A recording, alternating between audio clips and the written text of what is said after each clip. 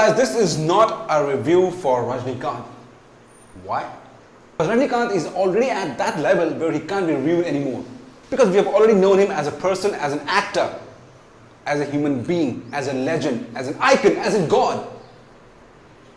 He can't be reviewed. This review is only for P.A. Ranjit's Kabali, excluding Rajinikanth.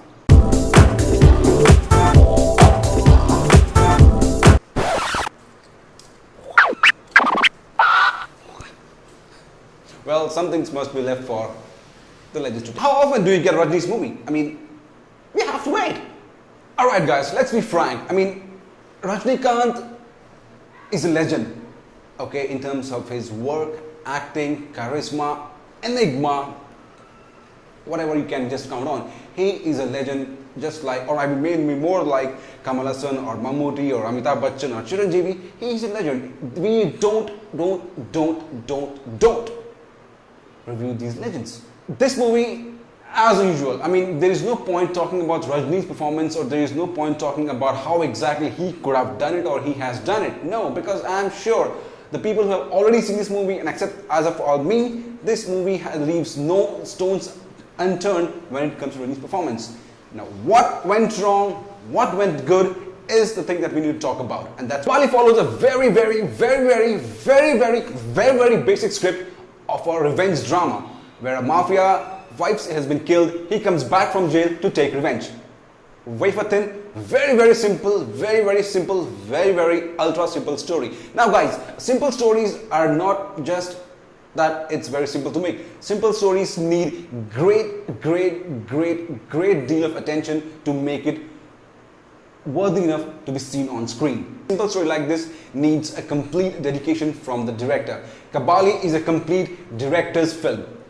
Rajinikanth is the leader of these Tamil workers in Malaysia, where the employers, that is the Chinese people, are completely partial against them, and Rajinikanth evolves as a great leader and tells them to accept the Tamil people as equal and grant them equal rights. In the due course of time, he gets some bad people around him and his wife gets killed. He goes to jail for a crime which he hasn't done, or done maybe, and then after 25 years he's back from the jail. He goes on to try and find her wife's death's reason or wife and seek revenge from the local don. Now the treatment was supposed to be perfect because this is Rajinikanth, but it's not. Treatment from the director has to be meticulously, scene by scene, has to be meticulous enough to engage the viewers, especially Rajinikanth fans. Now, the director has failed in a couple of aspects. I would say in most of the aspects. Given the plot, now it's the time for the director to extract every drop of a performance he can extract from Rajinikanth. And Rajini is there to perform. I mean, once again, no doubt about Rajini's performance, he cannot be reviewed. The movie runs for 2 hours, for 35 minutes or 40 minutes or so, and that is very long, given when you have very less of screen presence of Rajinikanth. You heard it right. Rajinikanth has got very less screen presence, and whenever he is there, he is either quiet or he is listening to someone else. So that is one factor which most of the people didn't like, even I didn't like, and even that is a factor which doesn't justify. Because there are loads and loads of characters in the movie which have been given more than screen time they deserve, and which doesn't even build up the story. Coming to characters, there are only a few people who should be responsible for a story or responsible to move the story ahead. Like there is Rajinikanth's daughter, there is Rajinikanth's wife, there is Rajinikanth's older friend, younger Rajinikanth, and the Taiwanese actor Tony. That's the main villain.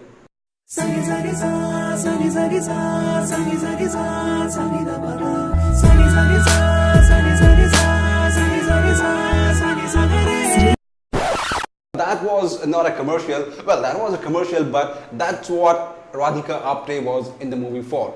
No, seriously, she was exactly the same thing that you just saw. Slow-mo pannings of her draped in beautiful saris, standing in a corner, mumbling, checking out. She was always draped in super fine cloth saris and just standing in one corner and just gazing at Rajinikanth. The villain of Kabali, that was another thing which nobody liked, even I didn't like. The villain over here, this is a Taiwanese actor, and he had no screen time less than few dialogues, and basically he was not at all to the matching level Rajinikanth deserves. I mean, the climax of the movie was so horribly made that it felt like, I mean, it just came and it went. And you were like, whoa, are we done?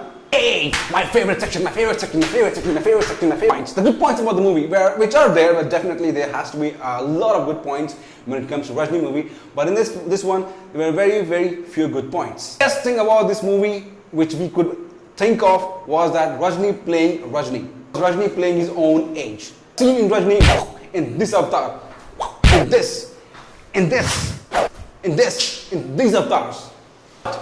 In Kabali, he is in this avatar, and this look was a perfect look they have devised for Rajni. The second best thing of this movie was the young Rajni. Yo, this man. Young Rajni, which was there in the movie for a very brief period of time, around 10 minutes or so, but that was the best. I mean, we had all those goosebumps coming up, right, when we saw the young Rajni moving along in the trail like this, holding like a gun. Yeah, that was the second best thing we had in Kabali. The presentation of the movie was also very fine. I mean, it looked like a very classic movie with very fine colors, subtle colors. I mean, there was no throwback of colors, colorful like that we all have seen in the previous movies.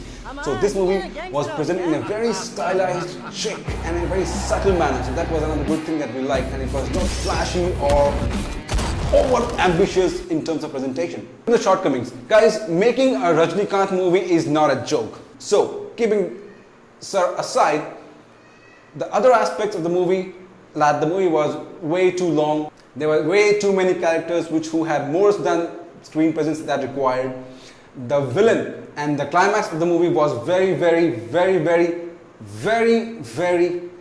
slow and very unconvincing. The mannerisms, the charisma, the style,